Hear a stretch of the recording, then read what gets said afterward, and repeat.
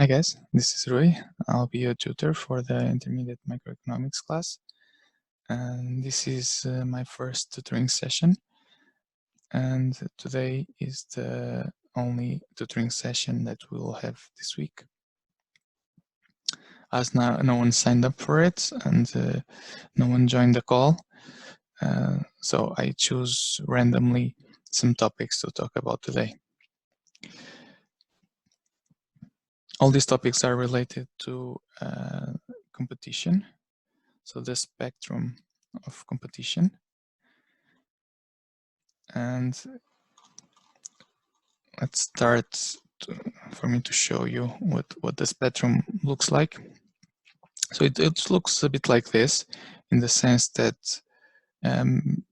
all competitive situations, all industries, all sectors range from either perfect competition to monopoly. Now, the majority of firms will actually be either monopolistic competitive or oligopolies. So the majority of firms are actually somewhere in the middle of the spectrum. But nevertheless, we will learn perfect competition and monopoly because it can provide valuable insights on the firms who are not perfect competitive, but let's say very close to it. So in the spectrum, if the firm is not perfect competitive, but it's almost, if it's very similar to it, is very close to it, then perfect competitive approach would kind of make sense, and it would be reasonable, and it will have a low margin of error for that particular firm. So nevertheless, we'll study all of those four competitive situations. So this is the agenda for today. So I'll start by talking a bit about economic profits. What are economic profits and what they signal, why they are important. Not only economic profits, but also the factors of production. And then we'll move to the size and the number of firms in the industry. So we'll be talking about market concentration. And we'll also be talking about why are some particular markets so concentrated and others don't. So there is a market reason for that, and we'll go through that. Additionally, so some of this market concentration can come naturally from the market itself, from the nature of the market, but others situation might come actually from barriers of entry. So artificial barriers that prevent other firms from entering the particular industry or sector, which we call barriers to entry.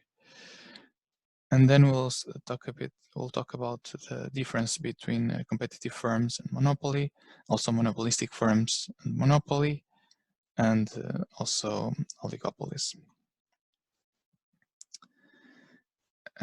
After that, we'll be talking about public policy. So what the public institutions can do to regulate competition and trade. But this regulation also has some problems, some disadvantages, and we'll also be talking about that. In the end, if we have time, we'll also go through the advantages and disadvantages of nationalization and privatization, which is a bit a hot topic these days. So let's start by defining economic profit. Economic profit is a normal level of profit. So when we say that competitive markets or perfect competition generates zero profits in the long run, we actually mean that zero economic profits, meaning that in accounting terms, so in day-to-day language, the companies in a perfective competitive market, they're actually generating positive profits, positive returns. But for economists in economy, we say zero economic profits. And the reason for that is that in economy, we also take opportunity costs as expenses. Meanwhile, in accounting and in day-to-day language, and we don't usually consider opportunity costs as expenses. Nevertheless, if we're talking about economic profits, so they are zero if the company has a normal level of profits or average level of profit, but it can also be above average. It can also be above normal.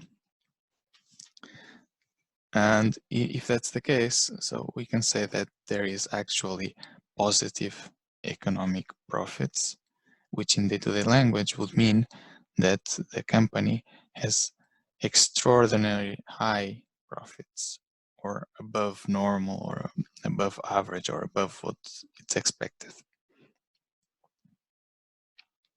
So this is something to take in consideration when we'll be talking about the perfect competition market.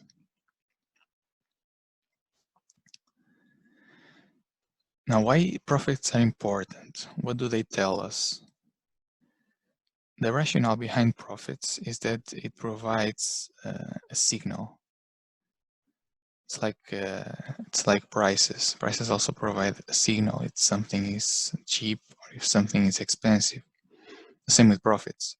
So whenever there is an industry or a firm which are having a high level of profits, so these profits are sending a message to the other firms, saying that it's profitable, saying that it's a good investment, saying that there is opportunities there that they might want to explore. Similarly, if a company is having losses, then these losses or negative profits will also be a message in which they'll tell this particular firm or the firms in this particular industry that they might not be doing, they might be doing a better job doing something else. They might increase their profit levels if they change industry, if they change, I don't know, something, their production method or their outputs, whatever. Something is missing, right? If there are losses or negative economic profits. So they serve as a signal, but they also serve as a pressure. Because, as I said, if a firm is having losses, then this firm will realize that something is wrong with the firm, because if you're talking about economic profits, then it means that on the long run they should be zero. It means that every company should have a normal rate of profits or an average amount of profits. If some company is below that average, is below normal, then this company has incentives to improve or change their production or their factors of production. So profits are a message, but they're also a pressure, incentive, let's say.